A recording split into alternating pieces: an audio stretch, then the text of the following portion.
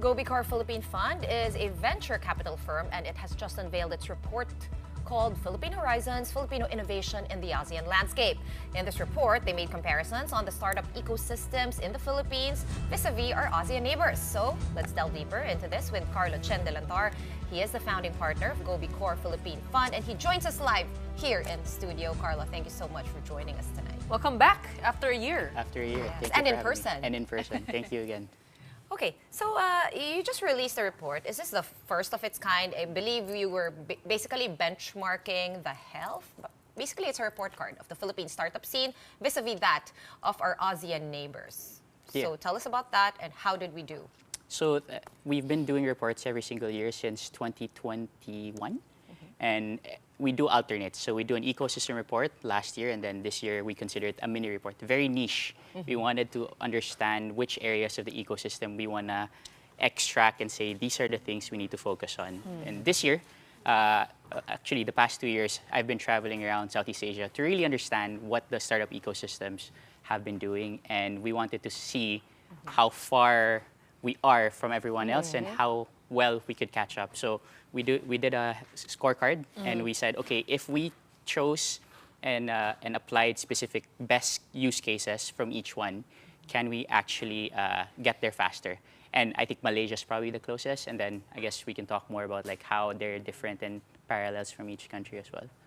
Who's the number one in the ASEAN region? It's doing really well. Really well. Well, it depends on how you want to fare what's really well, Okay, right? I think even I can answer that question, so we can take Singapore out of the equation. Yes, okay, it's a hub. So let's talk about ASEAN x Singapore. Sure. Who's doing the best? ASEAN 6, Indonesia in terms of total funding. And then you look at Malaysia as the next one, especially now they do a lot of fund of funds. The government is very much something that the Philippines can follow through.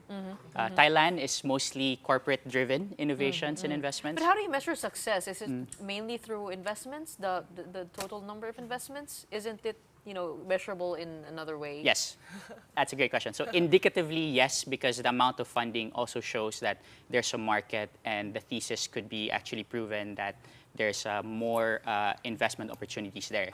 But your other question is there are there other metrics? Yes, impact, societal benefits, nation building. Imagine if we have great entrepreneurs in Sulu, Batanes, Tawi-Tawi. That's what you want, and I think that's really why we built this report. Okay, let's start from the easy one. Okay? Sure. So the easy one would be we got more money in terms of investments, right? 300% plus increase from 2023 to 2024. From like under $400 million, we're now at $1.6 billion. I think we have a graphic for that. That's a big leap. However, I did notice also from your report, most of it went to fintechs. So can you explain to us why everyone's so bullish about the Philippines and fintech? Okay, Are we doing it right? Right. So 2021 was the peak of valuations and investments because that was the pandemic. There was a bull run. 2022, 2023, there was a correction. Funding winter, crypto went down as well, and all these things. So it became a question of, are the startups here just burning capital? So now everyone's... And there were scandals too. Yes, there were scandals. Yeah, like those some startups, we're not going to name them, but they raised a crazy amount of money. And then we see the founders spending a lot of that money. Did that not, that's kind of upsetting because that's a really big amount of money. Yeah, so I think financial responsibility is important when we look for startup founders. And I think 2022, 2023 really proved that the ones that could survive, they needed to focus on profitability. Because most of the time, these startups are actually burning money in order to gain market traction in this space. But it's changed.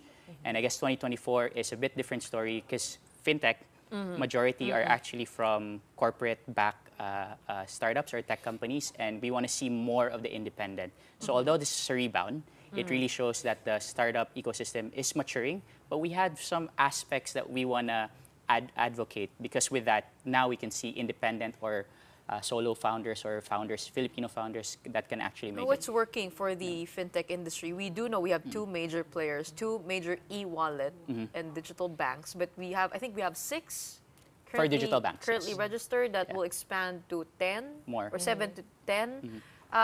What's working for the others, the minor or apart from the 2 major ones, what's working for the other ones? Okay, so we have this term called the iron triangle in the ecosystem. So in order for a digital ecosystem to grow, you have 3 aspects of it. fintech, finance, e-commerce, and logistics. E-commerce, logistics, if you have specific slangs already, right, add to cart and all that, it's working. Logistics is lagging behind. Right. But fintech specifically, it's a game changer for a lot of places because now you don't have to carry change, safety, access to everything, and really it's made it easier for everyone to have access to any goods Pero and teka services. lang kasi with the recent news, I think it involved two of the major players I was talking about getting into having users having unauthorized transactions in their accounts. Didn't that put a dent on? I mean, didn't you see any effects on the industry? Well, could you measure that? Not necessarily, because as any type of technology, there are still errors that happen, right? Bugs, specifically human errors, it could be a glitch, and that's something that a lot of these technology firms have to anticipate. So it's a very minor setback. You're saying. Minor setback, but in terms of reputation and how the market would change, that could make a dent in itself. But there's always ways to recover from it. Okay, but Carlo, one of the things that stood out for me in the report is how many startups are relying on debt financing instead of equity funding.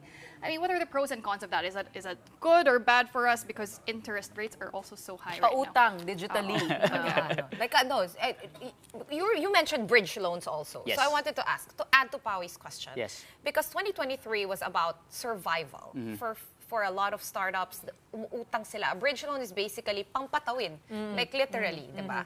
Pero ngayon hindi na. So what is the difference? But also, if a company can actually make loans, for me that means they're good credit. Yeah. Correct. They're a good company. Yes. Kasi hindi naman papautangin yan. Yeah. Diba? So there's two angles, right? Maturity and also the access of different vehicles for capital, right? I think 2022, 2023, valuations of startups were just through the roof. So with that correction, it's a question now of, do I take new capital that is low in valuation, which, that's the benefit of the VCs.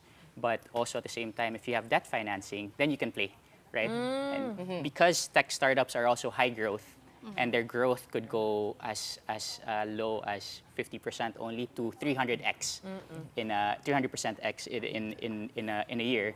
You can play your cards, right? So I think it's a good indicator in terms of maturity, but in terms of what's next, I really want to see more independent founders actually creating for Philippines and regionally. But how is that? Because you mentioned the iron triangle. Balikan ko yung iron triangle mo of fintech, which as we know is doing well. E-commerce saw big investment also from 2023 to 2024. You said logistics is lagging behind. Is it because we're an archipelago and medyo traffic and it's kind of complicated? Kulang tayo sa infra. Is that why that's lagging? Partly, yes. Mainly because we have the most expensive last mile delivery rates in the energy, right? But that could change, right? Now we have hybrids, EVs, and with the price of energy and consumption for fuel, then you can see the prices go down as well. I'm very excited about that because now you decentralize logistics, not just within Metro Manila, but everywhere else. Plus, the most important thing that affects e-commerce rates, we're one of the most expensive on shipping fees in Southeast Asia. Sometimes it's really so expensive. It is. So a lot of the ports need to work together. Right now, there's the harmonization isn't there yet. And if you do that, it's so easy to make it work. So I'm really excited for that. You talked about pushing more independent founders to be successful in the startup space. Yes. Because we see more of these startups being backed by big companies? And what kind of support would these independent founders need? Sure. So there's three profiles of founders in the Philippines. Foreigners that see an opportunity here, they build something. Then you have well-educated, have resources of founders that are Filipinos that want to build something here. And then you have everyone else, right? So we want to help that part because a good example, during the pandemic, a lot of SMEs, when they joined e-commerce platforms, immediately over 10,000 at a minimum, became instant millionaires. Because it's access. It's access to market, right? So I think that's the beauty of it. Now it's more on the innovation side, right? However, there's also opposing forces. If I ask you, do we have a local startup champion that we can all agree on? Probably not. Because the regional counterparts and rivals would say we have more ammo, We have war chest. Let's do something here because it's a large market. Where does the government's matter in that equation? When we look at the ASEAN 6, of course, without Singapore, for me, I'm just going to put it bluntly, okay? We're the only democratic, fully democratic, parang American-style democracy, right? As we know, of course, Vietnam, Thailand, it's a bit different. Yes. Because it's easier. It's easier to regulate. It's easier for them to push reforms through. In that sense, the Philippines, I would think, mahihirapan tayo. It's age-old problem, not just for startups, for like established companies, ease of doing business, etc., etc. Right. We always hear the same thing. Do you guys encounter the same problems? I know you're getting support from the National Development Corporation, from the DICT, and as well as the OST, and that was in your report. Correct, yes. But really, on the ground, are we getting enough support? We need more. That's the right answer. We need more, and we need it now. Because next year is a very pivotal moment, because now, the dark horse is actually AI. It optimizes everything. Who's ahead is not based on just digital innovation. They're actually solidifying by saying, can we create data centers? Can we keep all the information within the Philippines? All the international companies have to be based in the Philippines to work. So reform and policies need to change, but I think right now we have a startup venture fund already. So government is actually investing, co-investing with us. They match our funding. Are you investing on AI? Are you saying, when you that say fund? that it's a dark horse, is that good or bad for the startup industry? Both, but for now, specifically, if you're seeing the growth of what's happening, we lack AI startups in the Philippines. And that also becomes a story of, do we just become a market rather than an entrepreneurship hub? Wait, before we go, there was in our headlines a while ago, $500 million investment into the Philippines. Where did that go? Yeah. Did it go to sustainability investments? So we have a law, and part of it is a startup venture fund. So the government allocates $10 million each year, and that goes specifically to the startup industry. And that's every year, right? Yeah. So I think that's the beauty of the law, and outside of that, we're really pushing for visas and taxes because we want our diaspora OFWs to come back to build something. And we also want to make sure that if you're building a new company, you don't get taxed immediately because you want them to succeed the next 4 to 5 years. But how's climate and sustainability? In Southeast Asia, the past 2 years, it's top 2 in terms of investment. So yes, it's a good thing, especially in the Philippines. I think mobility is one of the things that's becoming an important topic too. Oh yeah, we definitely feel that every single day. But you know, you're right. I was just in Portugal, and so many techpreneurs over there. It's so crazy how the government has made it accessible. So hoping for the same here in the Philippines.